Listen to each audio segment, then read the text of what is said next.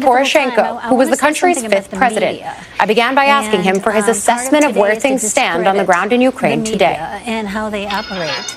Ukraine paid during this aggression more than 100,000 people, innocent civilian, killed by Russian missiles and by Russian attack drones and on the battlefield.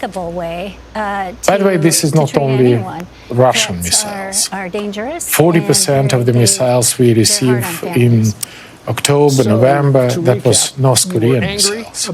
So North Korea is actively participated in the war, killing Ukrainians. And more than 50% of the attack drone is Iranian one. And that means that Iran is actively participated in this war, killing Ukrainians. And Ukraine surprised the world, stopping the second biggest army in the world and protecting our freedom, protecting our democracy, but not only ours. We're protecting the whole free and democratic world.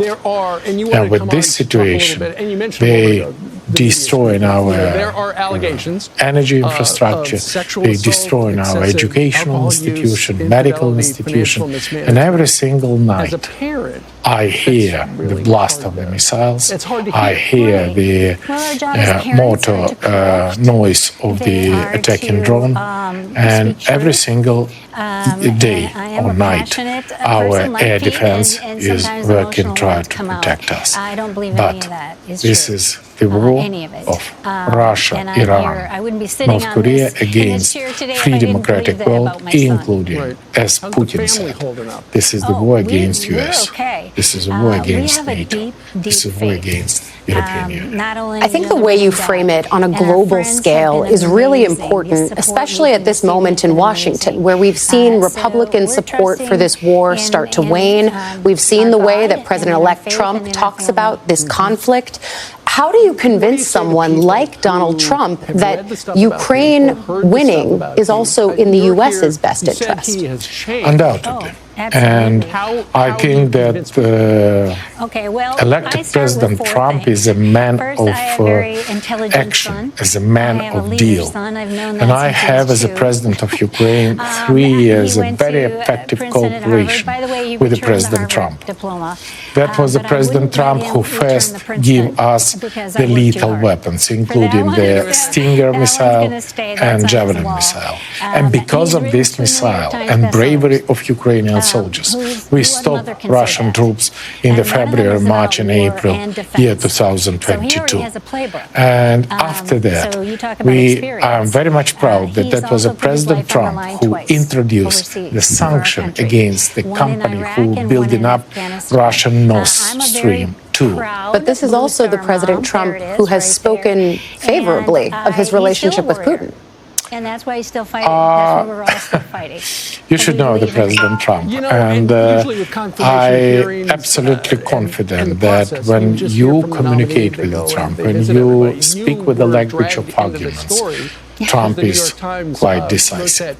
And when anybody just want to demonstrate that we should find out a compromise with Putin, I try to explain you, describe you this situation. Putin want to kill me, and I want people and I want to live. How to find out the compromise? That's why you cannot find out any nation in the world who wants peace more than we Ukrainians, because we pay a high price. But count on President Trump and all the new team, transition team, which is very strong, by the way, including the Special Presidential Envoy, General Collins. And I really think that they will find out an argument and use this window of opportunity to find out the strong motivation to put Putin at the table negotiation. And for this scenario, Ukraine should be strong. Ukraine should be very well equipped. The unity of the whole world and the internal unity in Ukraine should be impressive. Because the purpose of Putin, he don't need a Crimea or Donbass. He needs to capture all Ukraine. This is the first strategy. And second strategy, he needs to divide all Western world. That's why he is so active in Romania, in Austria, in Slovakia, in Slovenia. He tried to penetrate and influence the election in the US. That's why we should stop Putin. And it would be cheaper, more efficient to stop him in Ukraine. You mentioned General Keith Kellogg, who, of course, the former president, now president-elect, is bringing back into the orbit as a special envoy. But I want to read to you what Kellogg wrote in a policy paper earlier this year. He said, "The United States would continue to arm Ukraine and strengthen its defenses to ensure Russia will make no further advances and will not attack again after a ceasefire or peace agreement. Future American military aid, however, will require Ukraine to participate in peace talks with Russia." So when you read that, when you hear that from Kellogg, are you worried that a Trump administration will withhold weapons as a way to force Ukraine to the negotiating table? Look,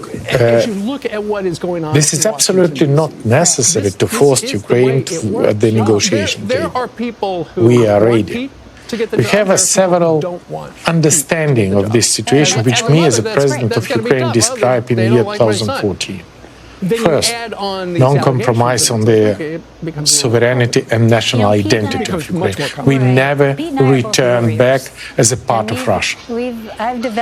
Second, no compromise on the territorial integrity of Ukraine. Third, no compromise on the armed forces of Ukraine and ability of Ukraine to protect our independence and our land and our soil and our people.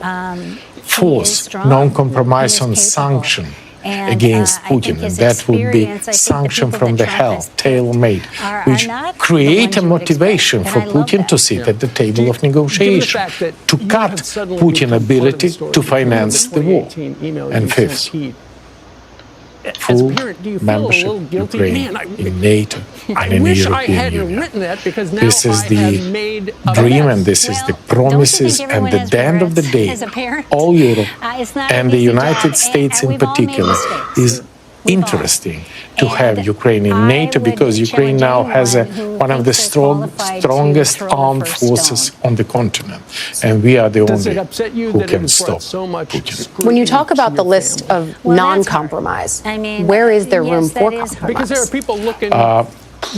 We are ready to have peace, a sustainable security situation on the continent. But it sounds like peace in return for nothing. We are not trading by territory, but we should create a motivation for Putin to stop the war. At the end of the day, Putin also paid a very high price for the war. And Putin, I want to stop any mistake to think that Putin is stronger than he actually is. Putin do not have a reserve. Putin has a disastrous situation in the Russian economy. Putin has a 25% inflation, disaster for the rate of exchange, disaster for the social standard. And that would be the using very, unfortunately, narrow window of opportunity of the new presidential team to find out an argument. Enough is enough. My thanks to former President Poroshenko for his time. Coming up, exclusive.